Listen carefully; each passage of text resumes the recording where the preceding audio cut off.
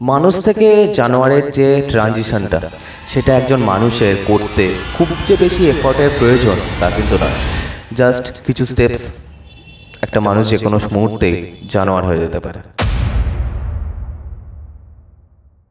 হে guys, what's up. আজকের এই ভিডিওতে আমরা কথা বলবো ডাইনি সিরিজটাকে নিয়ে।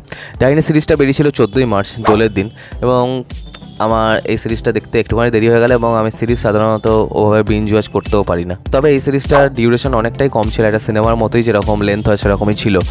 20-25 মিনিট করে এক একটি এপিসোড ছিল এবং 6টা এপিসোড মোট। তো আমি সিরিজটা দেখে পুরোপুরি স্পেল বাউন্ড হয়ে গেছি।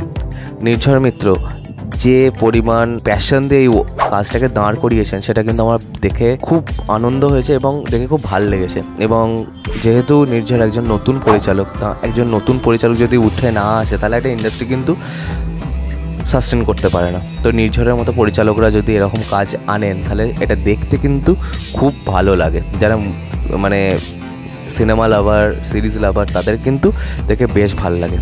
তো এই একটা জিনিস এখানে ভালো করে আমি বলে দিতে চাই প্রথমেই, যে হইচইয়ে লাস্ট 5-6 বছরে যতগুলো কাজ এসছে আমি মন্দারকে ধরে রেখেই বলছি সব থেকে ভালো কাজ কিন্তু হয়েছে ডাইনি। ডাইনির মধ্যে এমন কিছু ছিল যেটা কিন্তু চট করে আমরা বাংলায় দেখিনি। ডাইনির যে জনরাটা সেটা হচ্ছে একটা সারভাইভাল হরর থ্রিলার মুভি। এখানে থ্রিল আছে, এখানে ভয় কি লাগছে না, ভয় বেশ কিছু জায়গায় লাগছে, এবং এটা সারভাইভাল হরর। একটা ওয়ান লোকেশনের সেট, সাধারণত ওয়ান লোকেশনে সেট করা সিনেমা আমরা বাংলায় দেখতে পাই না।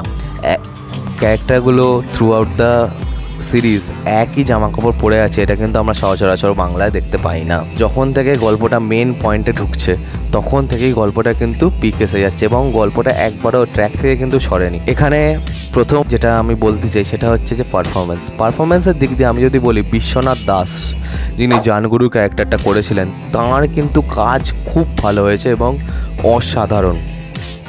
ভদ্রলোক যেভাবে কাজ করেছেন সেটা কিন্তু অসাধারণ।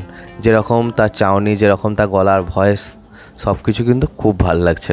অন্যদিকে আমি যদি বলি মিমি চক্রবর্তীর কথা, যে একজন মেন স্ট্রিম স্টার হওয়ার পরেও এরকম যে কাজ তিনি করছেন এবং সেখানে তিনি অত্যন্ত বিশ্বাসের সাথে এই কাজটাকে পুল আপ করছেন, এটা দেখে কিন্তু বেশ ভালো লাগছে। বেশ কিছু জায়গায় মিমির পারফরমেন্স কিন্তু খুব ভালো ছিল। এরপর যদি আমি বলি কৌশানী মুখার্জির কথা, তো কৌশানী মুখার্জি আমার মনে হয় এখানে সব থেকে কঠিন কাজটা করার দায়িত্ব তার ওপর ছিল।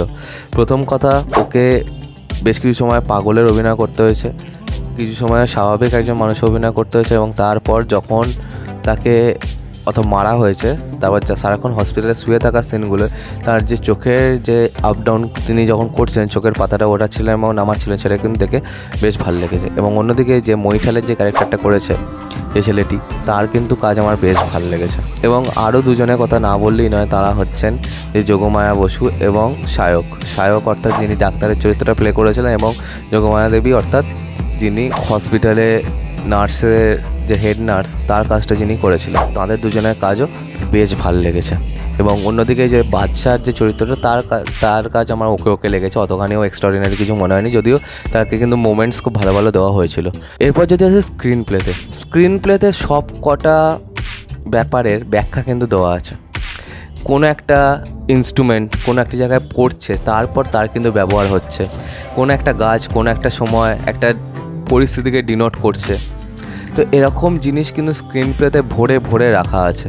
একজন ক্যারেক্টার বলছে যে তার একটা গাড়িতে সাইরেন আছে, সাইরেনটা কী কাজে লাগে সেটা কিন্তু একটু পরেই আমরা সেই সাইরেনটার ব্যবহার কিন্তু দেখতে পেয়ে যাচ্ছি। তো স্ক্রিন প্লেটা খুবই যে যত্ন করে এবং স্মার্টলি লেখা হয়েছে সেটা কিন্তু এখানে পুরোপুরি ভিজিবল। নির্ঝর কিন্তু এক্ষেত্রে খুব ভালো কাজ করেছেন এবং তাদের একটা টিম আছে। এবং অন্যদিকে যে এখানে বিজিএমের যে কাজ সেটাও কিন্তু বেশ ভালো। বিজিএম বেশ কিছু জায়গায় ফেড হয়ে যাচ্ছে, বেশ কিছু জায়গায় কিন্তু খুবই লাউড হয়ে যাচ্ছে। সেই জিনিসগুলো দেখে কিন্তু বেশ ভালো লেগেছে এবং সেগুলো কোথাও না কোথাও এই যে সিরিজটার যে স্কেলটা সেটা অনেকখানি বাড়িয়ে দিয়েছে। এবং এই সিরিজটা দেখতে গেলে এটার মধ্যে সেরকম কোনো স্কেল থাকারই কথা না, কারণ একটা লোকেশান স্কেল কী করে দেবে। তারপর তা সত্ত্বেও যেভাবে এখানে স্কেল প্রোভাইড করা হয়েছে সেটা কিন্তু খুবই ভালো হয়েছে। একটা যে রকম একটা কালার টোনকে ফেলা হয়েছে, কালার টোনে ফেলা হয়েছে একটা স্যাঁতস্যাঁতে আবহাওয়ার মধ্যে, এটা কিন্তু খুব ভালো হয়েছে। এবং নর্থ বেঙ্গলে যেহেতু আমাদের সমস্ত ডিরেক্টর মানে ডিরেক্টরের সমস্ত টিম এবং ডিরেক্টর নিজেই যেহেতু নর্থ বেঙ্গলের লোক, সেই জন্য সে যে নর্থ বেঙ্গলটাকে এভাবে এক্সপ্লোর করেছে সেটা কিন্তু দেখে বেশ ভালো লাগছে। নর্থ বেঙ্গলের এই গ্রামগুলো কিন্তু আমরা দেখিনি এর আগে, এবং এটা দেখে খুবই খারাপ লাগে যে বাংলা সিনেমায় খালি কলকাতায় এবং যদি গ্রাম দেখাতেই হয় তাহলে বাংলা গ্রামগুলোকেই দেখানো হয়, নর্থ বেঙ্গলকে সবসময় অবহেলা করেই আসা হয়। তো সব মিলিয়ে এটা কিন্তু আমার এই সিরিজটা দেখে কিন্তু খুবই ভালো লেগেছে, আমি খুবই এনজয় করেছি এন্টায়ার সিরিজটা, এবং কিছু কিছু জায়গায় খুবই কষ্টও হয়েছে। I think that's the win for the director and the team, যে অডিয়েন্সকে যে তারা যে দুঃখটা দিতে পেরেছে, এটাই আই থিঙ্ক এনাফ। অন্যদিকে আমি যদি দেখি যে এই সিরিজের কি নেগেটিভ পয়েন্ট কিছু নেই, সেটা হ্যাঁ নেগেটিভ পয়েন্ট আছে। সেটা হচ্ছে যে এখানে বেশ কিছু ক্যারেক্টারকে এত ভালোভাবে লেখা, তাদের সাথে আমরা আরেকটুখানি থাকতে চাইছিলাম। যেমন জানগুরুর ক্যারেক্টারটা, তার যে ব্যাক স্টোরিটা, যে সে কেন জানগুরু হলো, তার কি এমন আছে, কেন লোকে তাকে ভগবান বলে, সেই জিনিসটা আমরা এখানে বুঝতে পারিনি। এবং অন্যদিকে এই যে জানগুরুর যে আলটিমেট যে ফেটটা হলো, তখন জানগুরু কিন্তু একটা ভগবানই থেকে গেল সমস্ত গাঁয়ের মানুষের কাছে। কিন্তু সেটা যদি না করে যদি গাঁয়ের লোকেরা যদি বুঝতো যে জানগুরু কোনো ভগবান না, সে একটা ভণ্ড, তাহলে আই থিঙ্ক ব্যাপারটা আরেকটুখানি হলেও ভালো লাগতো। অন্যদিকে আমি যদি দেখি যে এখানে যে দুই বোনের যে ভালোবাসার সিনগুলো, মানে ইমোশনাল যে পার্টটা, সেটা কিন্তু এখানে অতখানিভাবে এক্সপ্লোর করা নেই। তবে যে সমস্ত জায়গায় করা আছে সেটা বেসিক্যালি ফ্ল্যাশব্যাকের থ্রু দিয়েই করা আছে, ফ্ল্যাশব্যাক দেখানো হয়েছে। এবং ওদের দুজনের মাঝে কেমিস্ট্রিটা সেটা কিন্তু কখনোই বোঝা যায়নি, কেন পাতা লতাকে ঘৃণা করে বা এই জিনিসগুলো আমরা হয়তো জেনে গেছি, কিন্তু তাদের মধ্যে কি একটুখানি হলেও ভালোবাসা ছিল না, এই জিনিসটা কিন্তু আমরা এখানে দেখতে পাইনি।